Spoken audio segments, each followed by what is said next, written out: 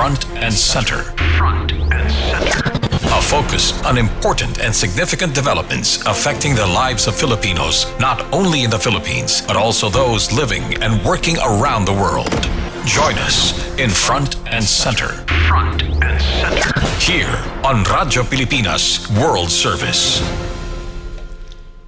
Welcome to Front and Center, where we focus on developments in the Philippines, legislation that provides policies and directions that strives to promote a better economy for the country, issues that concern the welfare and well-being of every Filipino.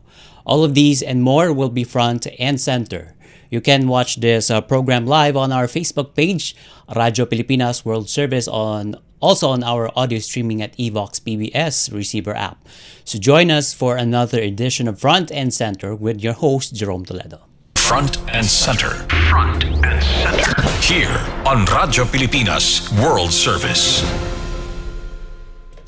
The Commonwealth Act number 616, that is the primary anti-espionage law in the Philippines we have right now.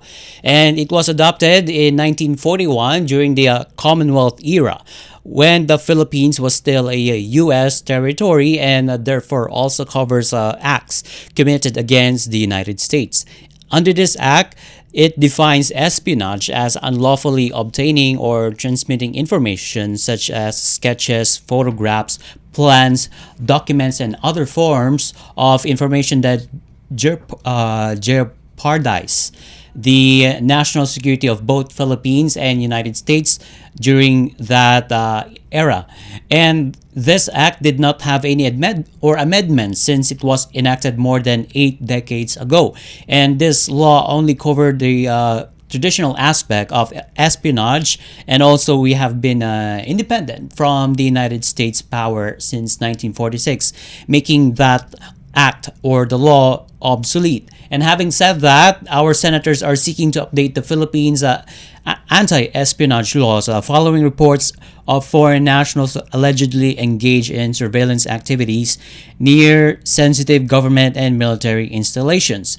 And at the Senate Defense Panel hearing, Committee Chair, Senate President Pro Tempore Jinggoy Estrada said the country's current legal framework against espionage anchored on that particular act, which is a Commonwealth Act number 616, is outdated.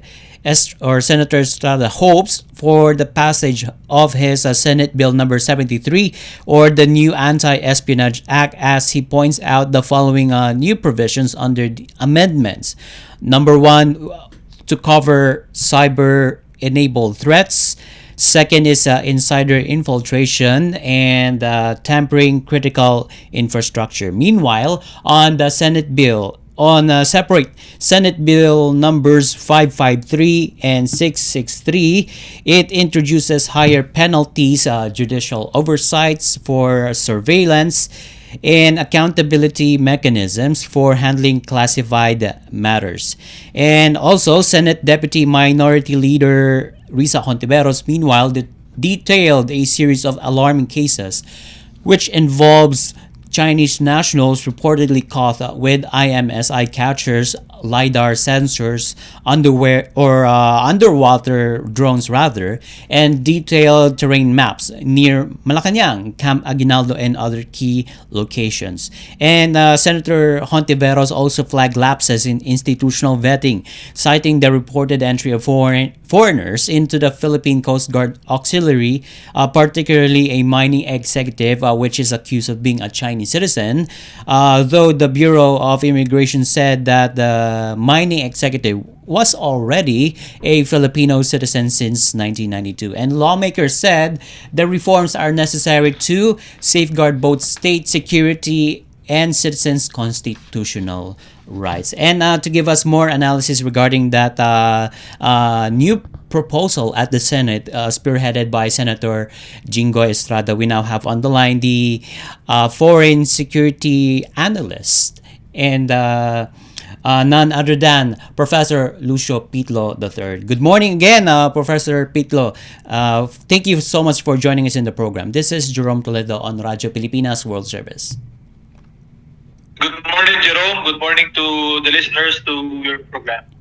Okay, thank you so much for taking our invitation to join us this morning. So how is this new law or Senate bill rather may affect of our current alliances with the United States, Japan, and Australia? Would it have any effect on intelligence sharing agreements and as well as joint military exercises that we have with them? You're right. It's long overdue in terms of amending and updating our anti-espionage law. A lot of things have changed since that legislation was passed. And of course, the cyber domain is one area where we need to really build capacity and, of course, have a regulatory framework to ensure that this very important domain will not be used by unscrupulous interests to harm our country's interests. And at the same time, I think it's also a very strong signal to our allies and friends, as well as, of course, to our to the threat landscape. That we are making this important update, show to our friends and allies that we are serious in terms of improving our governance in relation to responding to the evolving security situation in our country, in the region, and in the world. And I think it's very helpful that we also compare notes, learn from the practice of our neighbors and our allies and partners in order to craft a legislation that covers our ground and at the same time meets the standards of the present with an orientation towards the future. Okay, so you mentioned about the best practices that we can get from our ally countries. So we can get best practices with them, but would that affect our country's national security when we when we are going to get and learn from their best practices, Professor? Well, I think it would help us in terms of identifying what practices we think we can adopt and suitable to our conditions. Of course, some of our allies and partners are already advanced in relation to security, and part of that is on the legislative side. So I think it's vital for us to look at developments and look at these pieces of legislation from other countries that may provide us a very useful guide, as we try to update our antiquated anti-espionage law. And because that dates back during pre-World War II, Professor Pitlo, and this is outdated, and that provision only covers physical espionage. So this is the high time for our country, for our lawmakers, to amend this law, because right now we are being faced with lots of challenges in national security, particularly in cyber attacks, as well as electronic warfare, and something like that affects our national security. But what's going to be the implication of this new Senate bill, which is amending the espionage law with our relations with China? Because right now we have a lot of issue with China, primarily in the West Philippine Sea. Well, I don't think that this legislation is directed to any country. Of course, we have. Okay, we're going to try to call again Professor Pitlo regarding the issue of the anti-espionage law. Okay, but in the meantime, as we try to get back Professor Lucio Pitlo III on the line, front and center, we'll be right back after these short messages. We'll be right back here at Radio Pilipinas World Service. Paliwanag mo sa tao na hindi totoo yan. Dahil ang totoo, yung totoo ang dapat ninyong malaman. Nagkalat sa internet ang fake news Ang o ginagawa mali ng at fake news, tinatapon niyo yung tao. What they are doing is creating panic. We say no. Yung pagkalat ng fake news. And some of it's dangerous. Sana iwasan po natin pag-spread ng fake news. At di magpapakalat ng disinformation at misinformation ang kasulukuyang administrasyon. Stop telling us fake news because you're wrong. Para sa totoo at mapagkakatiwalaang mga balita at impormasyon, Radyo Pilipinas. Itinuloy na po natin ang zero balance billing. Libre po. Ibig sabihin, ang serbisyo sa basic accommodation sa ating mga DOH na ospital, wala nang babayaran ang pasyente. Po, ang dami pong challenge, hindi po namin alam kung saan namin kukunin, ganon, nag-iisip kung paano namin mababayaran. Siyempre po, masaya, super saya po dahil na zero billing po kami. Opo, malaking ano po talaga, malaking tulong po. Mabilis lang din po. Bayad na ang bill ninyo.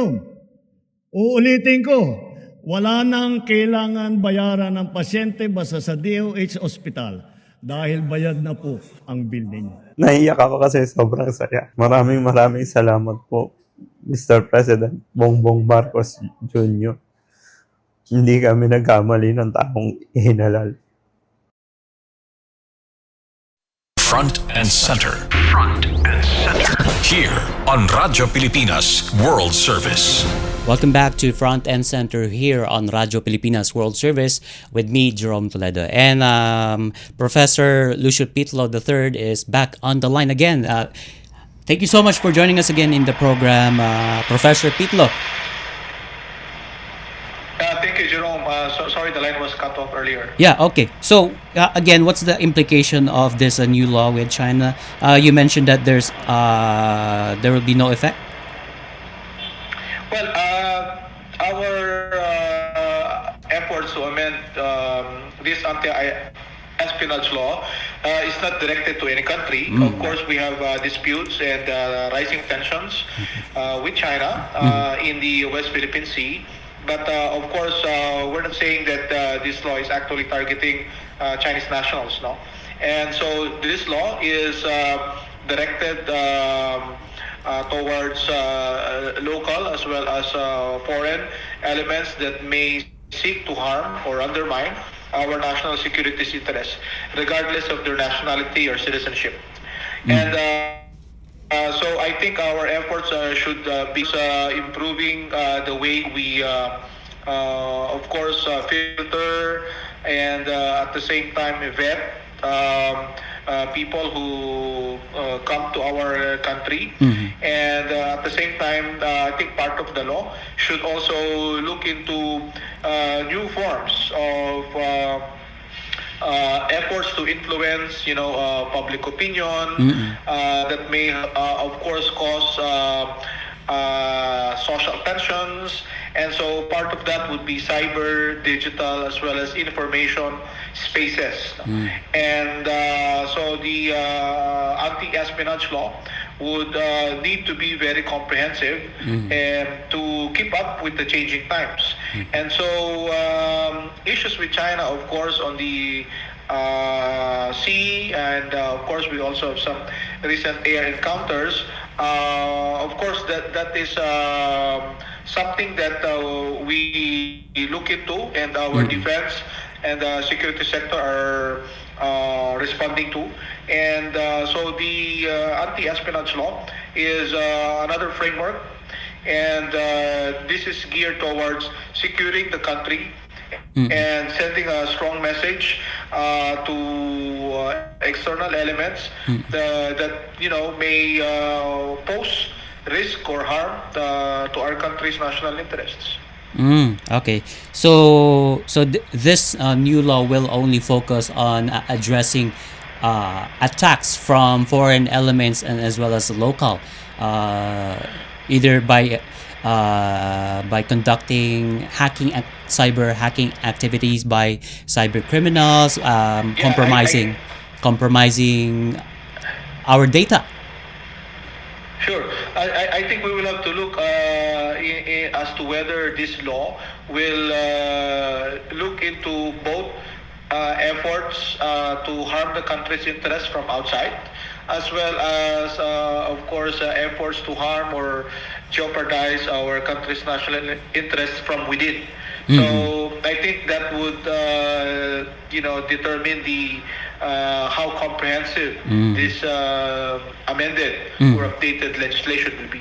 Okay. We will have a more discussion regarding that cyber espionage in a bit. But I would like to ask this. Could this proposed amendment bill may pose a challenge to foreign service posts or embassies that we have here in the Philippines? Because there's a Vienna Convention on Diplomatic Relations that is being taken into consideration. Well, all countries have to protect their national interests. Of course, the security is very important. And so I don't think that it will pose any complication or any issue in relation to the foreign missions. There is embassies and consulates that we have in our country. So as long as these diplomats, their staff, abide by this Vienna Convention and do not pose harm or do not pose risk to our country's security interests, they can continue to enjoying these privileges, stay in the country and do their job, promoting better relations between their home country and their host country, in this case the Philippines. Okay, so what are the sensitive information or classified matters that must be included in under that Senate bill? Should the data, government data, military data must be included under this new law? Well, I think we will have to look into that. I think of course, the sensitive government data, military information, but I think also commercial information is very important. That this also needs to be guarded. Of course, the information of our citizens, especially for government websites or government agencies that hold vast amounts of private data of our citizens. If any attempt to hack, or to penetrate these systems and to steal this information and use this for, illegal ends, scrupulous ends, I think that has to be dealt with by this new law. Okay, and also, should we include the power grids, internet grids, anything that talks about the public utilities, Professor? Well, I'm not sure if that would be covered by another law or, we have critical strategic infrastructure that we have to secure. But I think as far as the data, as far as, of course, critical information relating to the operation of this infrastructure, perhaps I think there might be some kind of overlap. Maybe that can be touched upon by this new law, but we will have to check.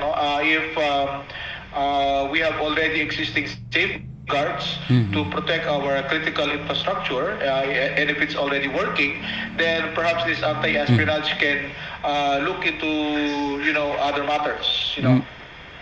Okay. Because physical espionage, for context, physical espionage involves only hard documents like papers or any photographs or sketches. But right now, as we are now dealing with the digital age, it's now included. The cyber attacks, hacking, communication interception, and even social engineering is included under cyber espionage. So are those things? So are these new sets of infrastructure vulnerable to espionage activities enough to cover the new law, or is there any additional thing that needs to be added under that proposal? Agree. So all of these new domains, that you mentioned, the cyber digital, especially for a country that is very exposed and has high usage of internet and social media, it's very important that this new efforts to amend this law will factor, the importance of these domains and the need to protect them and provide tough penalties for elements, individuals or organizations that will try to steal, use this information, access this information for ends that harm the interests of the country. And should we include classified defense documents, military documents? I think that that's the first consideration, protecting, of course, sensitive national security information. But as we mentioned, national security has become a comprehensive subject over the years. And now that also includes commercial information, that of course, this information is very important for the country's industry, for the country's economy, and that the loss of this information, any efforts to steal this information may lead to the maybe the erosion of our competitiveness in certain sectors, and at the same time also harm the private interest of our citizens. Data about our nationals were exposed, in the deep web, sold in the in the black market, information market, and so I think that has to be covered too. I see. Okay, earlier in the program, I mentioned about Senator Risa Hontiveros' concern about institutional vetting, because she cites a report that there are foreigners who are coming into the country with dubious intention, particularly a mining executive which is accused of being a Chinese citizen. Though Bureau of Immigration said that that executive is already a Filipino citizen since 1992. So, Professor Pitlo, should strict vetting process for selecting any foreign nationals that will be naturalized or to be granted permanent residency must be included under that Senate bill? Well, we may already have existing laws governing naturalization or immigration, and I think we would have to look into whether that has to be updated, in light of recent developments, and at the same time, our security agencies. In this case, the auxiliary of the Coast Guard. I mean, Coast Guard have their own internal procedures, to screen people wanting to be part of that group. And so I think that has to be tightened, that has to be improved. If ever there are some gaps, that has to be covered.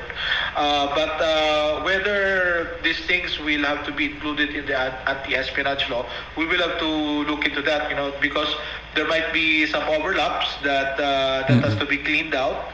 And at the same time, certain agencies already have their existing protocols, regulations in how to induct new members, the requirements, how they screen out, their vetting process.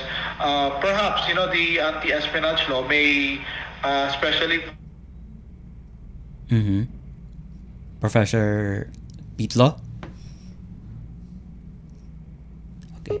I think we have lost connection with Professor Lucio Pitlo III, our foreign analyst, foreign security analyst. So we're trying to get him back on the line. So I'll be asking two more questions here regarding the role of the National Security Council, the Armed Forces of the Philippines, as well as the National Intelligence Coordinating Agency, and some other agencies involved in this national security issues. So what's going to be their role on this new proposal from the Senate, which is the Anti-Espionage Act? Okay, I think we have lost connection with Professor Lucio Pitlo III. But anyway, I would like to express our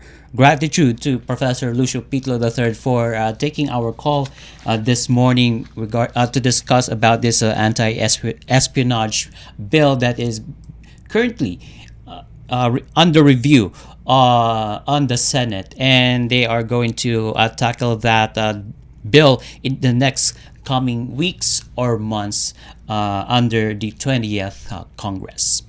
And now, with that, we now conclude this edition of Front and Center here on Radyo Pilipinas World Service. Together with our production team and technical personnel, this is your host, Jerome Toledo. Until next time, mabuhay.